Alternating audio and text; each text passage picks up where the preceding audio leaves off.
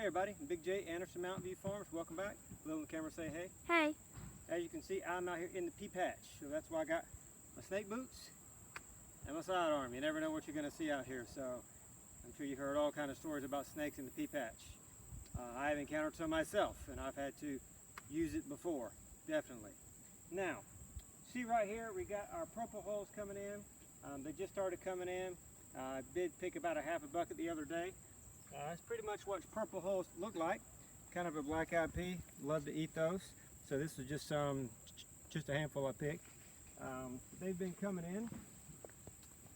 Got some butter beans out there growing also. They're still very young.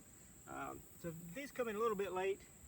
I tend to plant this on top of my potatoes, if you remember when we dug potatoes. Also the okra here, some of this is still a little bit small. This here is grown up just a bit more. The okra, plant that on top of my potatoes also, so they're kind of a later crop that I do, but still pretty hot, so they're growing great. These are planted a little bit later, but they will keep growing over the next month or so, and we're starting to get into a good crop of them. If you kind of want to see here, a lot of folks ask, what size do I need to pick my okra? Some people say, well, I just like them little. Usually what that has to do with is the taste and tenderness. However, if it's been raining heavily, you can let the okra grow a little bit bigger, and you won't have any kind of toughness problem. This one could actually probably got another maybe inch or two. I've seen them twice this size and still be fine and not too tough. But a lot of that will depend on the weather, if it's been raining, how cold it is, how hot it is, that type of thing. Also, there's different types of okra that will grow quite large and still be tender. But this is just some of your typical spineless okra and of the Clemson type. But you can see the plants look great, green, healthy.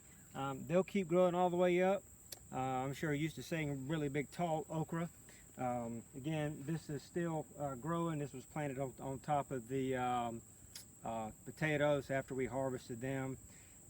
So it looks good. I'm definitely happy with it. You can see some of these open patches here.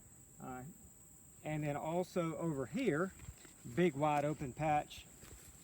That's where we had some of our green beans, squash, that kind of thing that have already been mowed up, and we'll be hiring that up soon to plant for the fall garden, which I generally don't plant until late September because it still stays pretty hot on the side of the mountain.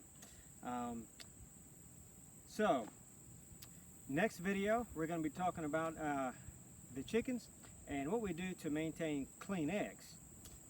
Not always 100%, but it usually works pretty good. So that'll be in our next episode. Be out there with the chickens. AndersonMountainViewFarms.com. Like us on Facebook, subscribe to our YouTube channel. We'll see you next time.